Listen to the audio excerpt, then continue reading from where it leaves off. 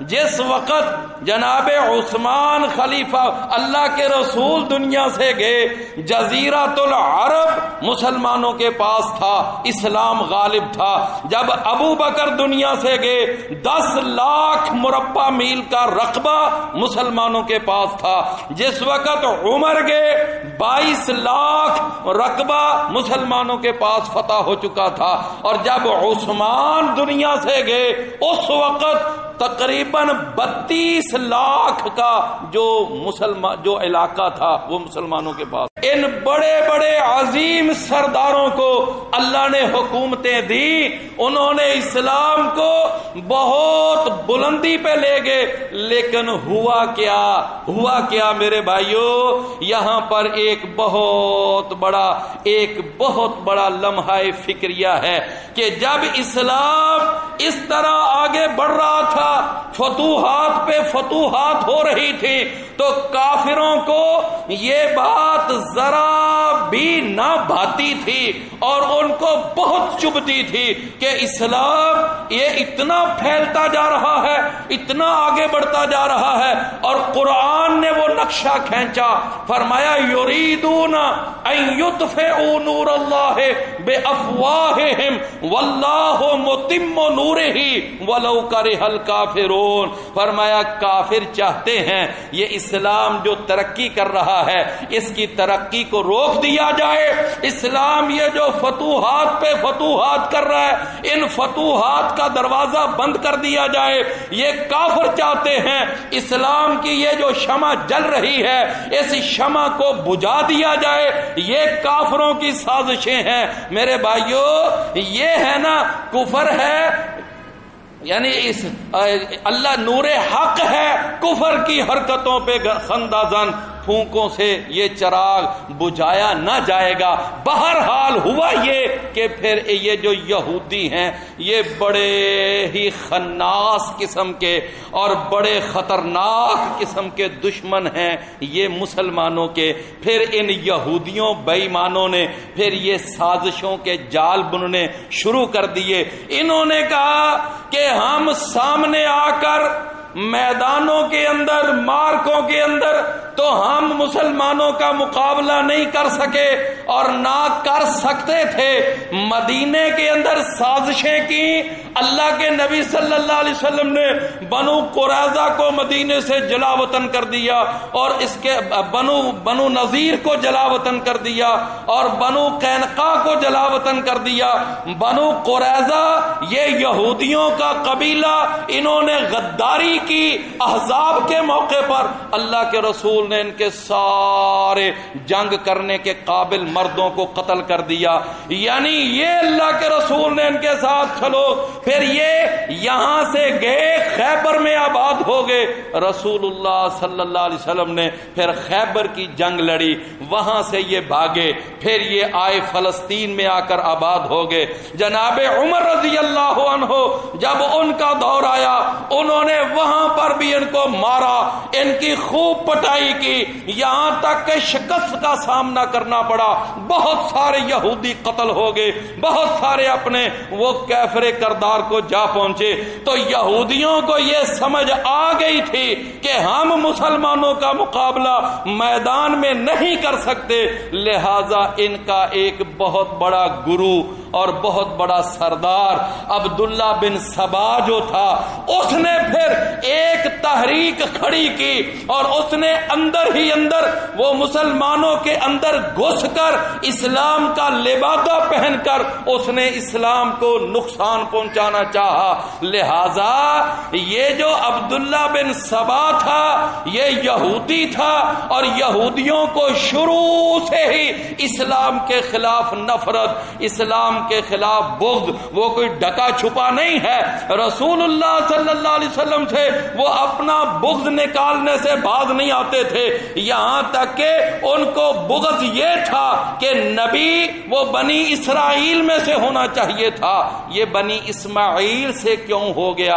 اور دوسرا ان کو یہ تھا کہ اگر ہم نے اسلام قبول کر لیا، محمد صلی اللہ علیہ وسلم کو اپنا رسول تسلیم کر لیا، ہمارے یہ نذرانے، یہ مہانے، یہ سالانے، ہماری یہ جاگیرداریاں، اجارہ داریاں، یہ جی حضوریاں، یہ ہماری مذہبی اجارہ داری، یہ دکانداری کدھر جائے گی؟ بس اس وجہ سے یہودی اسلام قبول نہیں کرتے تھے اور اسلام کے خلاف سازشیں کیا کرتے تھے۔ میرے پیارے بھائیوں، یہ عبداللہ بن سبا وہی یہودی تھا جس کے دل کے اندر اسلام کے خلاف لاوا پک رہا تھا۔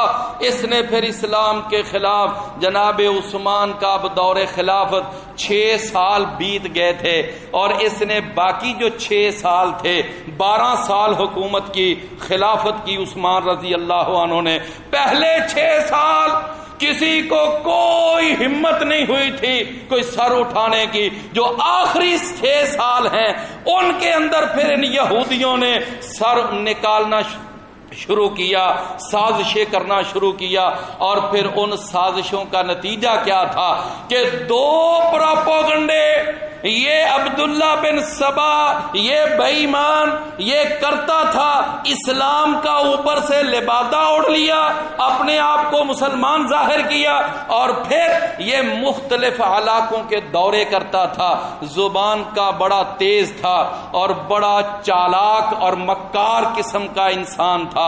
جب یہ بصرہ میں جاتا تو وہاں پر جا کر پروپیگنڈا، جب یہ کوفہ میں جاتا وہاں بھی جا کر پروپیگنڈا۔ کیا کہتا؟ دیکھو تمہیں کوئی سمجھ نہیں آ رہی کہ جس وقت موسیٰ علیہ السلام وہ گئے تو ان کے بعد ان کا بھائی ہارون ان کی جگہ پہ وہ ان کا قائم مقام بنا، تو دیکھو محمد صلی اللہ علیہ وسلم جب دنیا سے گئے تو ان کے بعد خلافت کا حق تو علی کا بنتا تھا رضی اللہ عنہ، علی بن ابی طالب کو خلیفہ بننا چاہیے تھا، لیکن پہلے خلیفہ دیکھو ابو بکر بن گیا، پھر ان کے بعد عمر بن بیٹھا، پھر ان کے بعد ابو عثمان خلافت پہ بن بیٹھا ہے، اور یہ دیکھو علی کی باری نہیں آ رہی۔ یعنی اس طرح کا یہ پروپیگنڈا یہ ظالم جا کر یہ مسلمانوں کے علاقوں میں پھیلاتا، اور علی رضی اللہ عنہ ان کی خلافت کا حق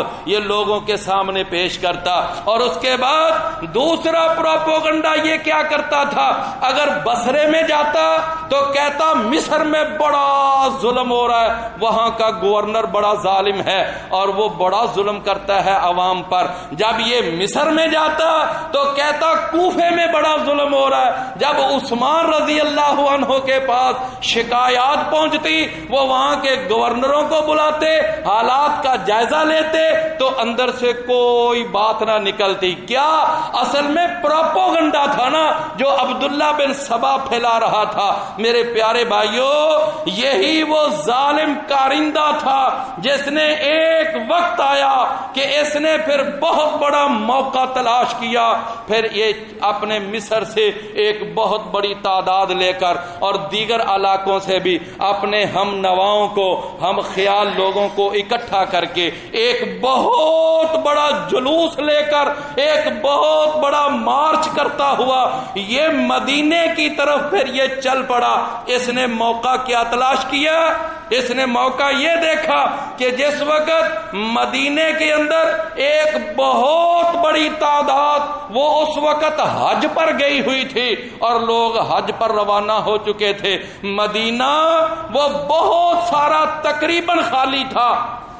اس نے عین یہ دیکھیں نازک موقع تلاش کیا۔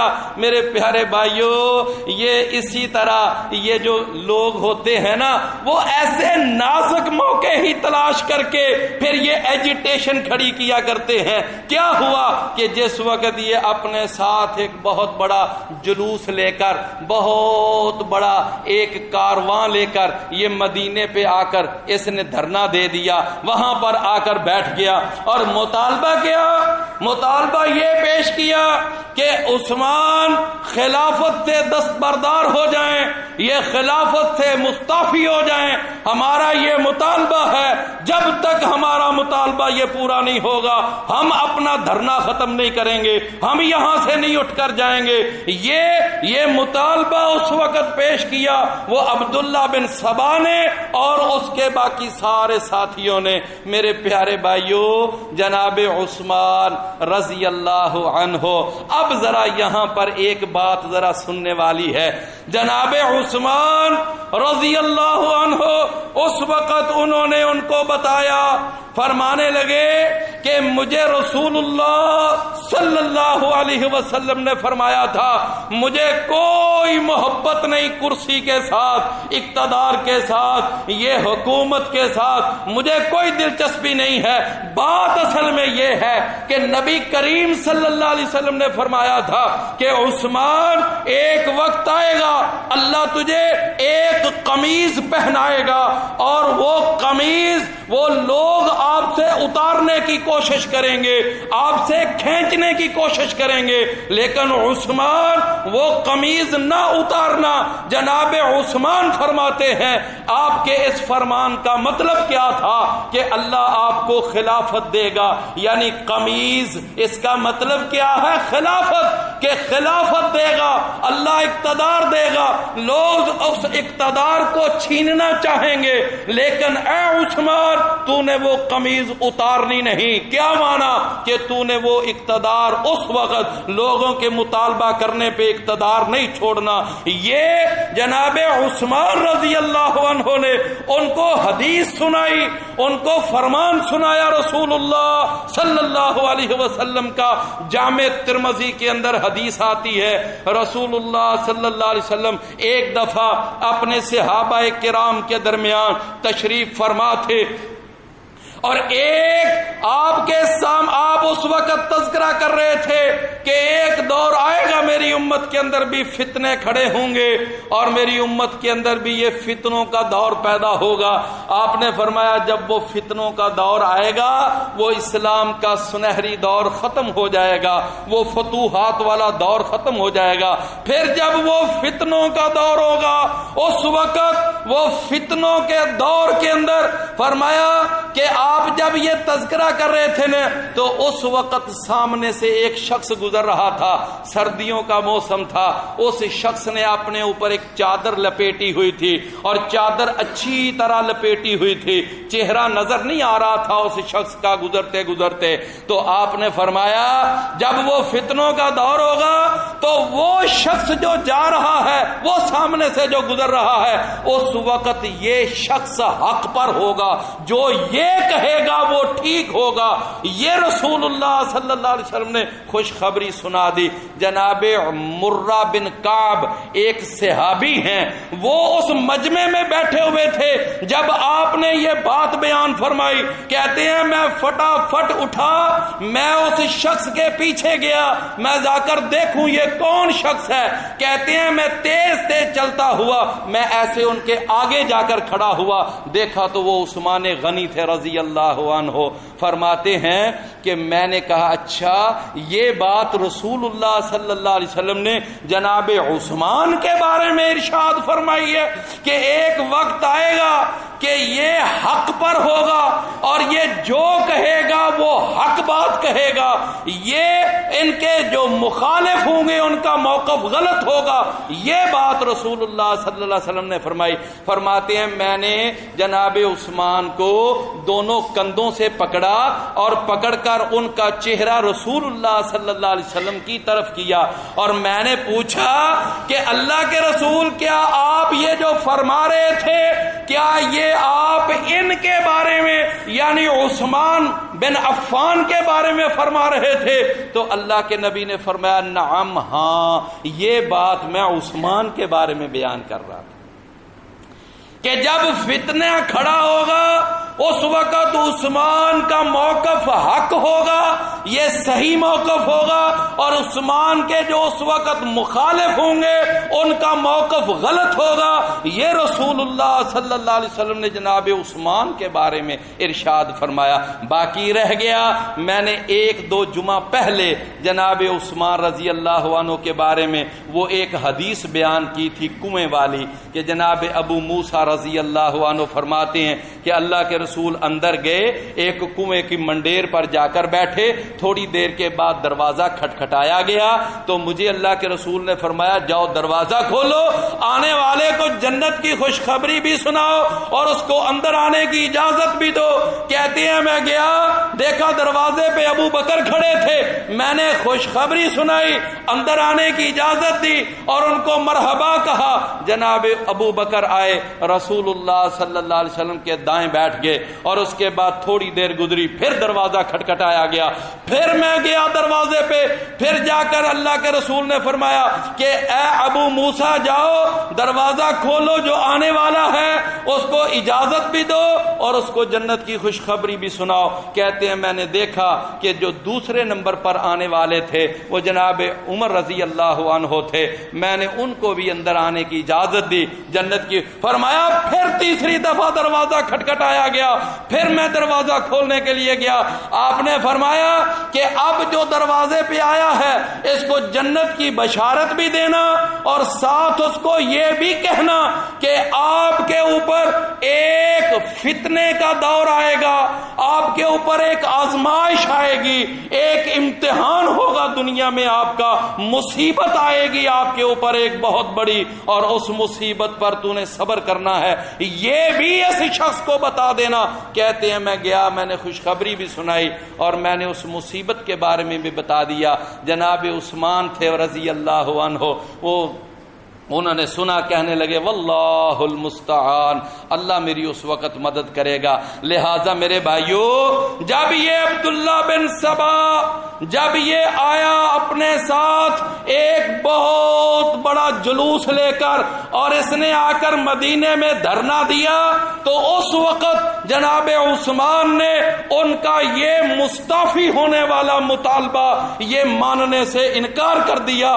کہنے لگے مجھے اللہ کے رسول نے فرمایا تھا کہ تو نے اس وقت یہ قمیض کو نہیں اتارنا، لہٰذا میں نہیں اتار سکتا۔ میرے پیارے بھائیو، اب اس وقت پھر انہوں نے جناب عثمان رضی اللہ عنہ ان کے اوپر بڑی بڑی سختیاں شروع کر دی۔ جناب امیر معاویہ رضی اللہ عنہ اس وقت وہ شام کے حکمران تھے، انہوں نے وہاں سے پیغام بھیجا، کہنے لگے کہ خلیفۃ المسلمین اگر آپ اجازت دیں تو میں شام سے ایک ایسی فوج لے کر آؤں گا، ایسی زبردست فوج لاؤں گا کہ یہ جتنے بلوائی ہیں آ کر ان کا بوٹی کر کے رکھ دے گی۔ لیکن جناب عثمان رضی اللہ عنہ کیا جواب دیتے ہیں؟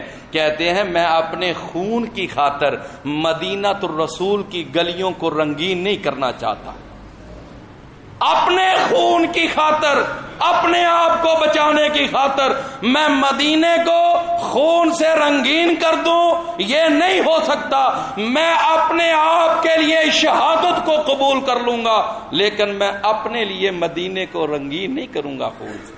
رسول اللہ صلی اللہ علیہ وسلم کی وہ تربیت تھی نا۔ ایک دفعہ ایک بے ایمان شخص اٹھا، منافق تھا، اس نے نبی کریم صلی اللہ علیہ وسلم کی گستاخی کی اور اللہ کے رسول کے بارے میں فرمایا کہ اعدل یا محمد، اے محمد عدل کر، تو عدل نہیں کر رہا۔ اللہ کے رسول نے فرمایا او ظالم، اگر میں عدل نہیں کروں گا تو پھر کون ہے جو عدل کرے؟ اس وقت جناب خالد اٹھے تھے، کہنے لگے اللہ کے رسول اجازت دو میں اس بے ایمان کا سر اڑا دوں، اس نے کیوں اس طرح کی گستاخانہ زبان استعمال کی ہے؟ اللہ کے رسول نے فرمایا خالد تھم جاؤ، رک جاؤ، اس لیے کہ میں اس شخص کو نہیں قتل کروانا چاہتا۔ کیوں؟ اس لیے کہ یہ کلمہ پڑھتا ہے۔ لوگ کیا کہیں گے؟ لوگ کہیں گے دیکھو محمد صلی اللہ علیہ وسلم وہ اپنے کلمہ پڑھنے والوں کو قتل کروا رہا ہے۔ تربیت تھی نا رسول اللہ صلی اللہ علیہ وسلم کی. جناب عثمان رضی اللہ عنہ انہوں نے ان بلوائیوں کو نہیں قتل کروایا اور ان کے خلاف نہیں ایکشن لیا. کیوں؟ اس لیے کہ وہ بھی کلمہ پڑھنے والے تھے، اگرچہ وہ سازشی لوگ تھے، بلوائی تھے. جناب عثمان رضی اللہ عنہ ان کے پاس پھر جناب علی رضی اللہ عنہ بھی آئے اور آ کر کہنے لگے کہ اگر آپ حکم دیں تو پھر ہم ان کا کوئی نہ کوئی بندوبست کریں اور ہم ان کو مدینے سے نکالیں. جناب عثمان رضی اللہ عنہ نے فرمایا نہیں علی، میں اپنے لیے میں یہاں پر کوئی خون خرابہ نہیں کرنا چاہتا. جناب عثمان نے جناب علی رضی اللہ عنہ کی بات کو بھی رد کر دیا. اور اس کے بعد میرے بھائیوں یہ بلوائی اندر جانا چاہتے تھے جناب عثمان کے مکان کے اندر. جناب علی رضی اللہ عنہ نے اپنے دونوں بیٹے جناب حسن جناب حسین رضی اللہ عنہما ان دونوں کی ڈیوٹی لگا دی تھی. فرمانے لگے اے حسن اے حسین تم یہاں دروازے پر بیٹھ جاؤ اور یہاں چوکیدارا کرو، اور جس جناب عثمان رضی اللہ عنہ کے پہرے دار بن کر سیکیورٹی گارڈ بن کر یہاں ڈیوٹی دو. اور فرمایا تھا صاحب کہ یہ وہ عثمان ہے کہ جس کی خاطر تمہارا نانا جناب محمد صلی اللہ علیہ وسلم اپنے 1400 صحابہ کو کٹوانے کے لیے تیار ہو گئے. یہ وہ عثمان ہے. یہ ساتھ نزاکت بھی بیان کی. میرے پیارے بھائیوں بہرحال بلوائیوں نے پانی بند کر دیا اور مسجد میں داخلہ بند کر دیا اور بھی انہوں نے مکان کے اندر محصور کر دیا. جناب عثمان ایک دن موقع پا کر وہ کھڑے ہوئے چھت پہ چڑھے اور جا کر وہاں پر انہوں نے 3 بار سوال کیے. کہنے لگے کہ تمہیں یاد ہے مدینے میں ایک دفعہ پانی کی قلت پیدا ہو گئی تھی اور ایک یہودی کے پاس ایک کنواں تھا اور اس نے اس کی قیمت بڑھا دی تھی، بہت بڑھا دی. اور اس وقت اللہ کے رسول نے فرمایا تھا جو اس کنویں کو خرید کر مسلمانوں کے لیے اس کو وقف کر دے گا میں محمد اس کے لیے جنت کی بشارت دیتا ہوں، جنت کی ضمانت دیتا ہوں. آپ نے فرمایا پھر وہ کنواں میں نے خرید کر یہودی سے میں نے مسلمانوں کے لیے وقف کر دیا اور ظالموں آج اسی کنویں کا پانی تم مجھے نہیں پینے دے.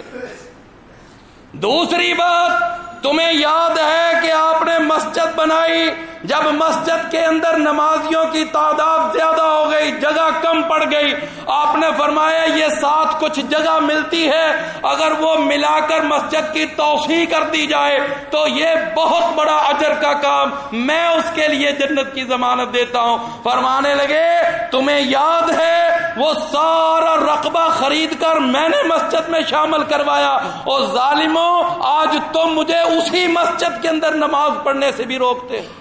تیسرا سوال یہ کیا، کہنے لگے کہ اسلام کے اندر صرف مسلمان کا 3 لحاظ سے قتل جائز ہے. اللہ کے نبی نے فرمایا نمبر 1 اگر کسی آدمی نے کسی کو قتل کیا ہو تو وہ اس کے بدلے میں قتل کیا جائے گا. جناب عثمان فرماتے ہیں بتاؤ میں نے آج تک کسی کو قتل کیا ہو کسی مسلمان کو. نمبر 2 کسی مسلمان کو قتل کرنا تب جائز ہے کہ اگر وہ شادی شدہ ہو اور پھر وہ بدکاری کرے. فرمانے لگے عثمان کہ میں تو الحمدللہ میں نے اسلام کی زندگی میں تو درکنار میں نے تو کبھی جاہلیت کے دور میں بھی بدکاری نہیں کی تھی. اور تیسرا سوال کہنے لگے کہ پھر تیسری وجہ قتل کی ہے کہ وہ مرتد ہو جائے. کہنے لگے میں تو الحمدللہ اپنے عقیدے اسلام پر دین اسلام پر میں تو قائم دائم ہوں لہذا میں مرتد بھی نہیں ہوا. لہذا مجھے بتاؤ تم مجھے کیسے قتل کرنا چاہتے ہو.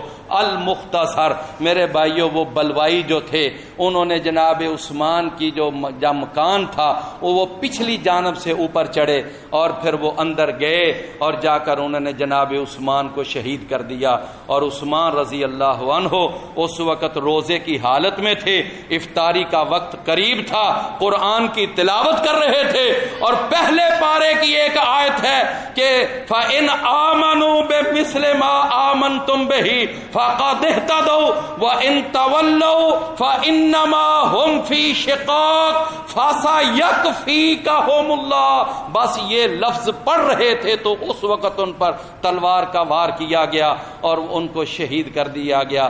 فَسَيَكْفِيكَهُمُ اللَّهُ، اس لفظ پہ پہنچے تھے تو اس وقت ان کو شہید کیا گیا۔ خون کا فوارہ چھوٹا جناب عثمان کا، سامنے قرآن کا مصحف پڑا ہوا تھا، مصحف پہ جا کر خون گرا۔ لہٰذا میرے پیارے بھائیوں، کسی نے کیسی خوبصورت یہ بات کہی ہے کہ کسی کی شہادت کی گواہی تو بدر کا میدان دے گا، کسی کی شہادت کی گواہی تو خیبر کا میدان دے گا، کسی کی شہادت کی گواہی مسجد نبوی کا محراب دے گا، کسی کی شہادت کی گواہی وہ حنین کا میدان، کسی کی کوئی، لیکن جناب عثمان وہ عظیم انسان ہے کہ کل قیامت کا دن ہوگا اور ان کی شہادت کی گواہی اللہ کا قرآن دے گا۔ اللہ ہمیں سمجھنے کی توفیق عطا فرمائے۔